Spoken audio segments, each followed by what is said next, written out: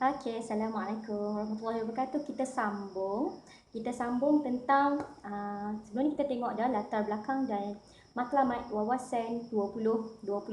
Sekarang, okey, Tun Dr. Mahathir pada ketika itu memikirkan, okey, kita nak menuju ke arah wawasan 2020. Okey, sekarang ni lah wawasan 2020 kan. Okey, pada ketika itu Tun Dr. Mahathir memikirkan kita nak mewujudkan masyarakat yang maju pada ketika itu dari segi industri, dari segi ekonomi, semua kita nak maju pada masa 2020. Tetapi ada cabaran-cabaran yang tertentu yang telah dikenal pasti yang boleh menggugat ataupun mengganggu untuk menetapkan sasaran matlamat wawasan 2020 tadi. Okey.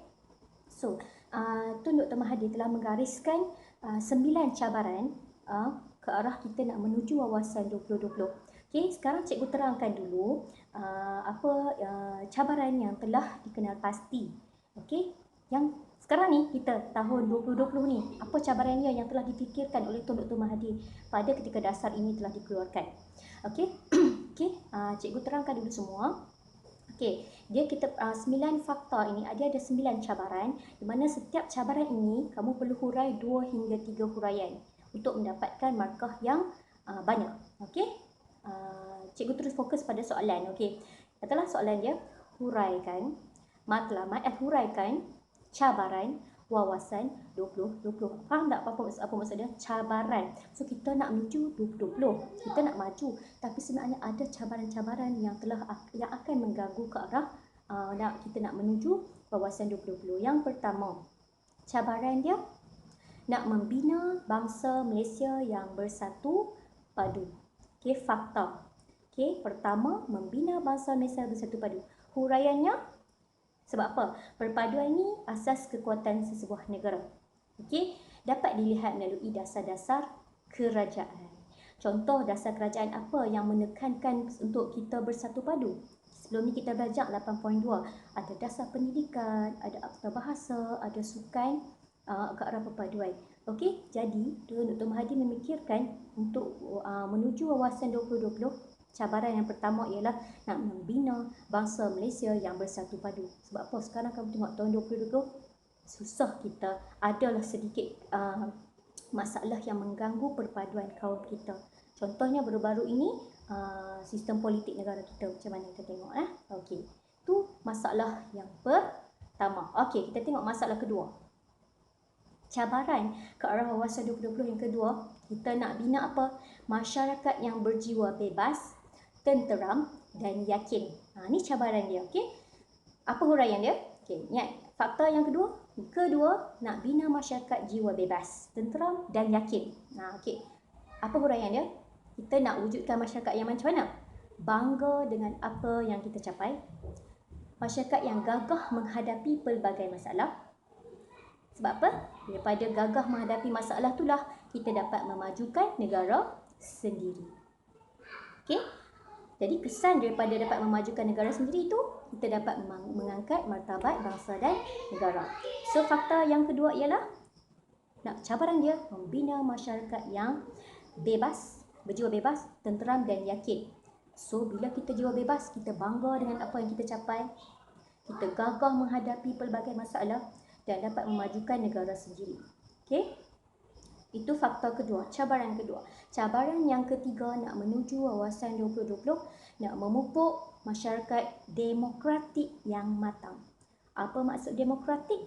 Sebelum ni kita dah belajar bab 7, demokrasi yang demokratik apa dia? Masyarakat apa demokratik ni yang boleh memilih, okey, bebas untuk memilih kerajaan kita sendiri. Okey, jadi fakta yang ketiga, cabaran dia nak memupuk dan membina masyarakat demokratik yang matang. Sebab apa? Masyarakat demokratik ni dia ada kebebasan untuk memilih kerajaan. Itu huraian. Kemudian bila ada demokratik yang matang ni, rakyat berfikiran matang nak gunakan hak demokrasi itu dengan sewajarnya untuk memilih pemimpin yang adil, yang baik, yang bijak, dapat memajukan negara. Okey?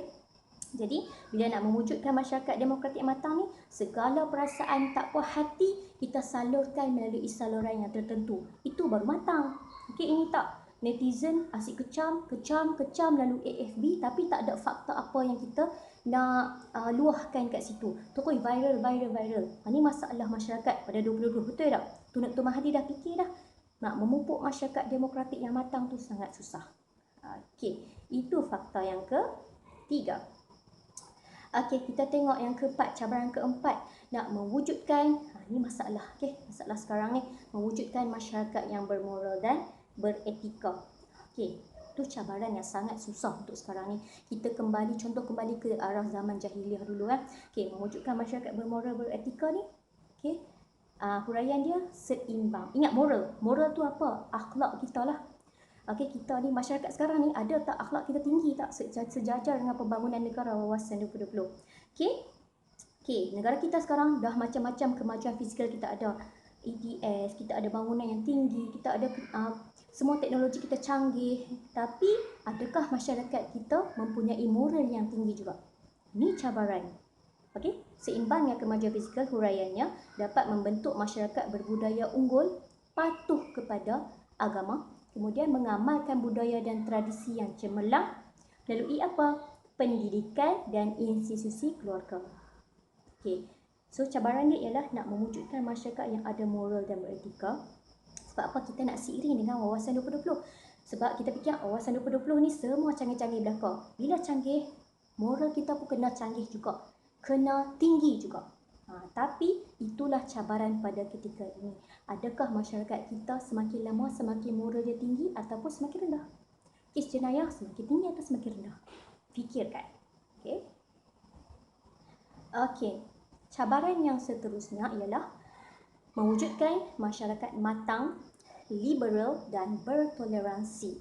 Masyarakat yang matang, liberal dan bertoleransi. Apa maksud dia? Liberal ni bebas. Pada ketika ini kita nak huraian dia dapat membebaskan diri daripada fahaman yang sempit. Kita boleh terima perubahan. Contoh sekarang ini, saya bagi contoh, kita semua orang barulah mengalami PKP ni kan. Okay, pergerakan kawalan ni kan. Ada yang boleh terima, ada yang tak boleh terima, dia keluar juga pada rumah. Ni tak faham bahasa. So kita nak mewujudkan masyarakat matang, liberal dan bertoleransi. Maksudnya kita boleh terima pandangan orang lain, kita dengar apa arahan daripada menteri. Itu masyarakat yang matang, liberal dan bertoleransi. Tapi adakah masyarakat kita dah ikut apa yang disarankan oleh kerajaan? Matangkah kita? Liberalkah kita? Ada toleransikah kita? Ini cabaran dia. Okey, next. Okey, seterusnya. Berapa dah? Kira dah. Okey, cabaran yang seterusnya, kita nak membina masyarakat yang maju dan saintifik. Saintifik apa? Kalkulator saintifik. Macam canggih-canggih kalkulator saintifik kan? So, huraian dia, kita nak mewujudkan masyarakat yang progresif. Okey, dia boleh serap persekitaran yang membina kecemerlangan. Contoh, dia suka buat research ke. Macam kamu, macam kalau budak sekolah SMK Taman Jelutong, dia ada club STEM. So, dia pun buat research. Ni maju dan saintifik lah budak-budak ni kan. Contohlah. Okey, kemudian dapat menguasai ilmu sains dan teknologi. Okey, untuk apa? Nak menjana produktiviti, kreativiti dan inovatif Okey, so itu cabaran pada wawasan 2020, nak membina masyarakat yang maju dan saintifik. Betulkah kita dah maju dan kita dah saintifik? Fikirkan. Okey. Seterusnya, okey, cabaran seterusnya nak mewujudkan masyarakat berbudaya penyayang. Okey, ini semua cabaran yang sangat besar. Okey, penyayang.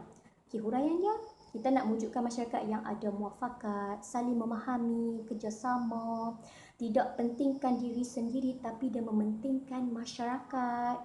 Okey, asas pembinaan masyarakat penyayang ialah apa dia? Asas basic untuk kita nak lahirkan masyarakat penyayang ni mesti patuh pada agama.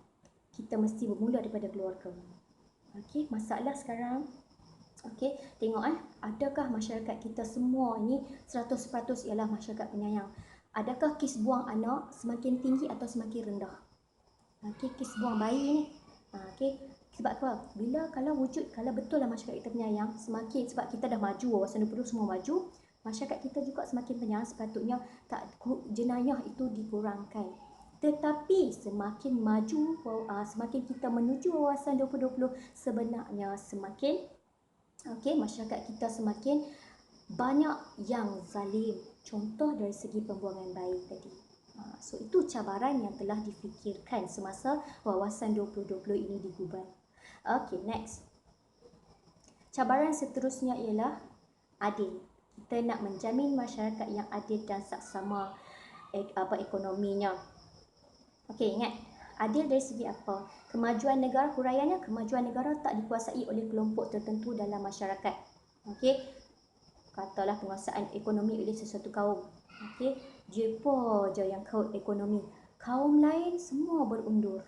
Semua senyap aja, biar aja depa yang mengaut ekonomi itu. Contoh, okey. Jadi bila depa saja yang kaut ekonomi itu menimbulkan rasa tidak puas hati atau mencetuskan kekacauan. Jadi inilah cabaran yang telah difikirkan. Nak macam mana kita maju? Wawasan 2020 ni dah maju, tapi masyarakat masih tidak adil dan tak saksama dalam sektor ekonomi. Okey. Okey, cabaran seterusnya. Okey, cabaran terakhir, 9 cabaran semuanya. Okey, memupuk dan membina masyarakat yang makmur. Makmur ni apa? Makmur ni aman, mewah. Okey, kita kaya segala-galanya. Makmur. Okey. Huraian dia, masyarakat hidup dalam kemewahan, taraf hidup yang tinggi, semualah masyarakat hidup taraf hidup yang tinggi. Tak ada ahli masyarakat yang hidup melarat ataupun miskin. Tapi sekarang ni masih ada yang miskin betul-betul, yang kaya sangat-sangat. Masih terdapat jurang sosial itu. Jadi itulah cabaran yang telah difikirkan pada wawasan 2020. Nak memupuk masyarakat yang makmur. Okey, itu ialah 9 cabaran. Jadi di sini cikgu dah sertakan, cikgu beri ada akronim yang cikgu sediakan untuk wawasan 2020 ini. Okey, jadi sekiranya soalan itu keluar. Okey, soalan keluar, tajuk dia, soalan dia isilah huraikan 9 atau huraikan cabaran yang wujud dalam menuju ke arah wawasan 2020. Katalah 8 markah contoh. Okey, saya bagi kata kunci kat sini untuk setiap fakta kamu boleh cari huraian yang saya terangkan tadi. Okey. Okey, gunakan akronim ini. Senang saja. Akronim ni saya ambil daripada rakan-rakan saya juga. Okey. Sayang, jiwa, I, 4 mat. Okey. Sayang, jiwa, I, 4 mat. Apa dia? Melahirkan masyarakat yang sayang. Sayang itu apa? Penyayang. Jiwa itu apa? Berjiwa bebas. I itu satu, iaitu bersatu. Masyarakat yang bersatu padu. 4 mat. 4 mat tu 4M. M apa yang pertama? Matang. M kedua nak mewujudkan masyarakat yang maju. M ketiga mewujudkan masyarakat yang bermoral tinggi. Dan M keempat mewujudkan masyarakat yang makmur. A pula. Mat tadi kan? 4 mat. A tu nak mewujudkan masyarakat yang adil. Dan D nak mewujudkan masyarakat demokratik. Sayang, jiwa, I, 4 mat. Okey, terima kasih. Itu saja untuk 9 cabaran wawasan 2020. Terima kasih.